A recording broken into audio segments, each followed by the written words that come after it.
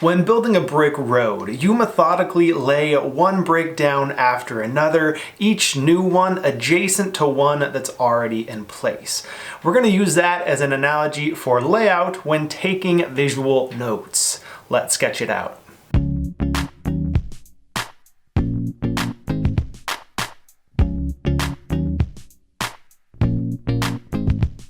Hello and welcome to Verbal to Visual Video. I am your host, Doug Neill, and I enjoy experimenting with different processes for capturing ideas, using both written words and sketched images. Today I'm going to share one specific process that I have found to be particularly useful, especially when doing live sketchnoting. I am calling this process the brick road approach to sketchnoting. One of the biggest challenges that we face as visual note takers is how to go about filling the page. Once we are freed from the text only, top to bottom, left to right standard, we have to replace it with something, some sort of a plan.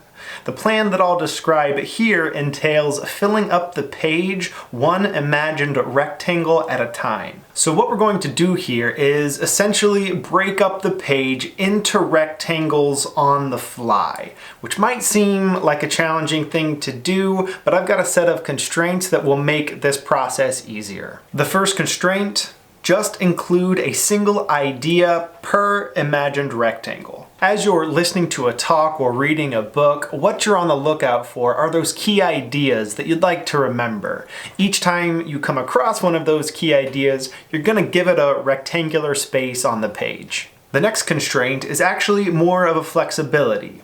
Each rectangle gets to be as tall and as wide as it needs to be in order to represent the key idea that you just came across and are ready to get on the page. The third and final constraint is that each new rectangle should touch one that's already in place. This helps you avoid awkward spacing troubles as the page fills up. These constraints are essentially your starting point. From there, we can look at exactly how to go about filling each rectangle with those key ideas that you're listening for. Within each rectangle, you have complete freedom when it comes to how to express those key ideas. But here are a few approaches to get you started. You could express an idea with an image and some helpful text alongside it. That's the format that you see me using here. If you want to emphasize the specific wording of an idea, then you could create a text-only chunk. Conversely, if an image better summarizes an idea, you could go with that. You could also fill a brick with a diagram or really any combination of words and visuals to get the idea across. The key to this approach here is that you don't have to stress out about capturing an entire set of ideas all at once. Instead, you focus on one idea at a time, find a place on the page to put that idea, and then figure out how to express it. And this brick road approach specifically helps with that question of where on the page to place your idea. It takes less cognitive strain away from that decision so that you can focus on the other more important decisions of how to express the idea with some combination of words and images. Now, when it comes to completing your notes captured in this way, you can be done when you fill the page, or once you fill a page, you can move on to the next one. Which method you choose depends on how comprehensive you'd like your notes to be. For example, a while back I took some live sketch notes of a series from Creative Live called 30 Days of Genius. I also experimented with live streaming myself while I sketchnoted those interviews on Facebook. So we have a recording of the more or less hour-long conversation along with me sketchnoting out that hour-long conversation.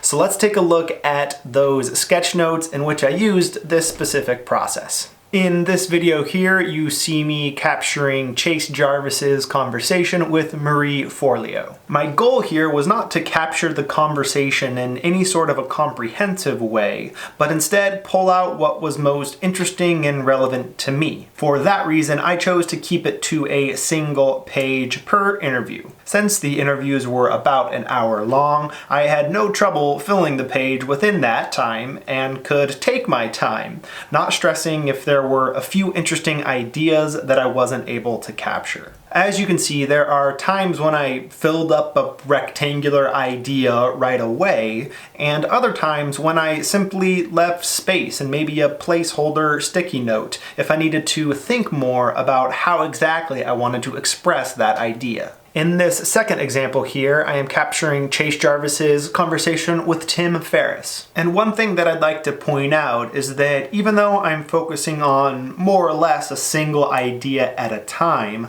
I'm also looking for opportunities to connect those individual ideas that might come up at different parts of the conversation. When possible, I try to connect those related ideas, either using arrows or simply placing the new idea adjacent to the one it's related to. My hope is that these real examples give you a better sense of this process in action. And if you'd like to see these come together in real time while listening to the actual conversation, then I will link below to the non-sped up version of these sketch notes. Now that you've seen both a description of this brick road approach to sketchnoting, along with some examples, I encourage you to give it a try yourself. Gather your materials of choice, review the ideas I've shared here, and give this method a try to see if it fits well within your context. And as always, let me know how it goes and what you learned from giving this process a try. Thanks so much for watching this video. I will see you next time. I hope that you enjoyed this video and that you found this particular analogy a useful one to keep in mind while you are sketchnoting. If you would like a bit more support in developing your core visual note-taking skills, then check out our introductory course here at Verbal to Visual, an introduction to visual note-taking. And if you'd like to learn how to make the type of video that you just watched, check out our second course, How to Make Sketchnote Videos. Thanks again, that's it for this week. See you next time.